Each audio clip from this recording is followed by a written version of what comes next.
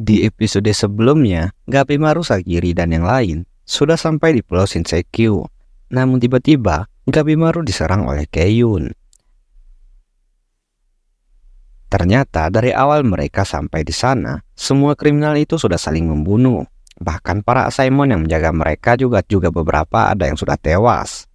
Karena tidak punya pilihan lain, akhirnya Gabimaru memutuskan untuk menghabisi Keyun. Dan dengan mudah dia berhasil memenangkan pertarungan tersebut.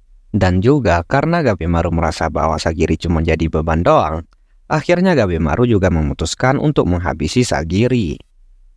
Sayangnya Gabimaru teringat dengan kata-kata istrinya dan mulai ragu-ragu. Akhirnya dia gagal untuk menghabisi Sagiri. Namun itu semua belumlah berakhir. Pertarungan mereka yang sebenarnya baru saja dimulai. Karena tidak lama setelah itu, muncullah serangga-serangga aneh dan manusia berkepala ikan di depan mereka. Di episode 4 kali ini kita ditunjukkan beberapa saat sebelum kriminal bernama Tamiya bertemu dengan para monster mengerikan. Tamiya ini memiliki julukan naga pedang yang tak tertandingi di 8 provinsi. Saking kuatnya dia, sampai-sampai dia sudah tidak memiliki musuh yang setara. Suatu hari dia disewa oleh seorang pejabat untuk menjadi pengawalnya. Namun karena ucapan pejabat itu yang menyinggung perasaannya, Tamiya malah menghancurkan rumah pejabat tersebut dengan pedangnya. Dan karena hal itulah, Tamiya ini dikejar oleh klan pejabat itu dan dijatuhi hukuman mati. Fuji, si peringkat ke-9 dari klan Yamada yang sekaligus pengawas dari Tamiya, langsung mengatakan, harusnya Tamiya bisa menjaga emosinya agar tidak terlibat ke dalam masalah besar. Tamiya di sini heran kenapa si Fuji tidak hanya membawa pedang, namun juga membawa alat bedah bersamanya. Fuji menjawab bahwa klan Yamada itu tidak hanya mengurus pemanggalan kriminal saja, tapi juga memproduksi obat-obatan. Dan hasil penelitian mereka cukup membantu dunia pengobatan saat ini. Kemudian Fuji mengancam Tamiya agar tidak menghina klan Yamada di depannya. Tamiya yang merasakan Fuji ini berbahaya langsung menuruti keinginannya. Setelah itu mereka melanjutkan perjalanan ke dalam hutan. Fuji memikirkan apakah semua ini akan berjalan dengan lancar.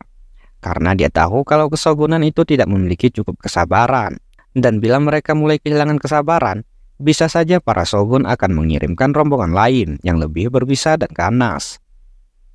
Dan di saat itulah mereka mulai bertemu dengan monster-monster raksasa yang mengerikan. Di tempat lain, Gabimaru kelihatan kebingungan ketika melihat sosok yang ada di depannya. Dia merasa jika makhluk itu tampilannya tidak realistis dan konyol. Kepalanya berbentuk ikan, tapi dia juga memiliki tangan yang memakai gelang doa. Apalagi insting Gabimaru mengatakan, jika pulau ini sangatlah berbahaya. Gabimaru pun mencoba menyerang makhluk itu, tapi ternyata monster tersebut tidak lemah dan berhasil membanting Gabimaru. Sagiri langsung khawatir dengan keadaan Gabimaru, namun Gabimaru menyuruhnya untuk segera menjauh. Kemudian Gabimaru teringat dengan pesan kepala desa Iwagakure. Seorang shinobi dilarang melawan musuh yang tidak dikenalnya. Gabimaru pun kepikiran untuk kabur dari sana. Namun dia masih bimbang apakah akan kabur sendirian atau bersama Sagiri. Dan karena gara-gara kebanyakan bengong, monster ikan tadi berhasil menangkap Gabimaru dan membuat Gabimaru berdarah. Sagiri pun kaget karena ternyata Gabimaru bisa terluka. Dan seketika mereka benar-benar terkejut saat melihat sekelilingnya sudah dipenuhi oleh titan-titan raksasa dengan wajah tersenyum yang mengerikan. Sagiri yang terlihat panik langsung berusaha menenangkan dirinya. Namun Gabimaru yang melihat hal itu langsung mengamuk dan menghajar semua titan dengan jurus-jurus shinobinya yang luar biasa.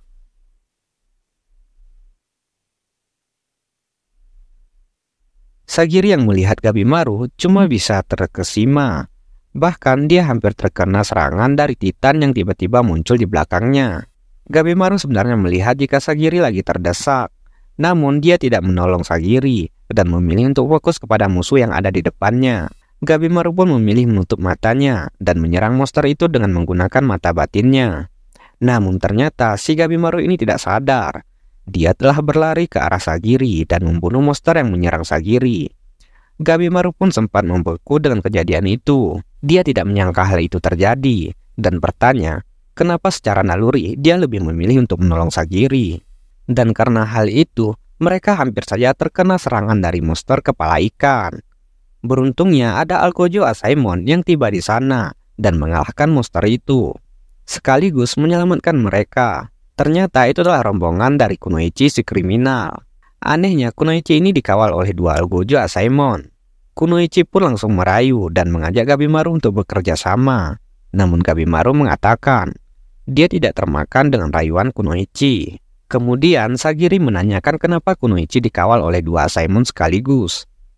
Si Genji yang tadi menyelamatkan mereka memberitahukan bahwa kriminal yang dijaganya sudah mati karena dibodohi oleh Kunoichi. Jadi dia memutuskan untuk mengikuti Kunoichi karena merasa wanita itu sangat berbahaya. Sedangkan pengawasnya yang asli bernama Senta. Kemudian Kunoichi mengajak kembali Gabimaru untuk bekerja sama. Dan kali ini Sagiri mengatakan dia setuju. Gabimaru pun bertanya, apa untungnya jika dia bekerja sama dengannya? Kunoichi memberitahukan bahwa dia sudah mengumpulkan informasi tentang pulau ini. Dan dia bersedia membaginya kepada Gabimaru. Sebagai contoh tentang serangga berwajah aneh yang sangat mengerikan. Bahkan menurut Kunoichi, serangga-serangga itu jauh lebih berbahaya daripada monster-monster Titan tadi. Sisik mereka mengandung senyawa beracun yang bisa membunuh dan membuat mereka berhalusinasi. Dia bisa mengetahui hal itu setelah menjadikan kriminal bernama Kamiya sebagai objek percobaannya. Senta juga menambahkan jika patung-patung yang berada di pulau ini adalah campuran dari tradisi Buddha dan Taoisme.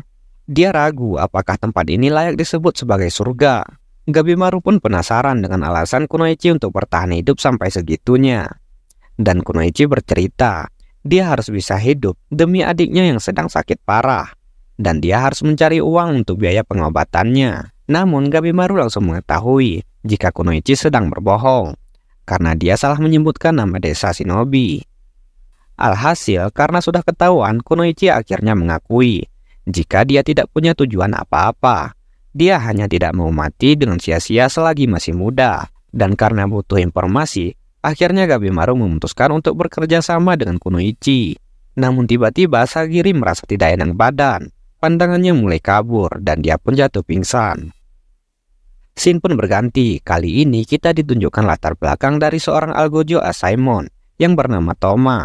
Toma ini karirnya sangat cepat melejit. Bahkan setelah bergabung selama 1 bulan, dia sudah bisa menjadi perwakilan klan.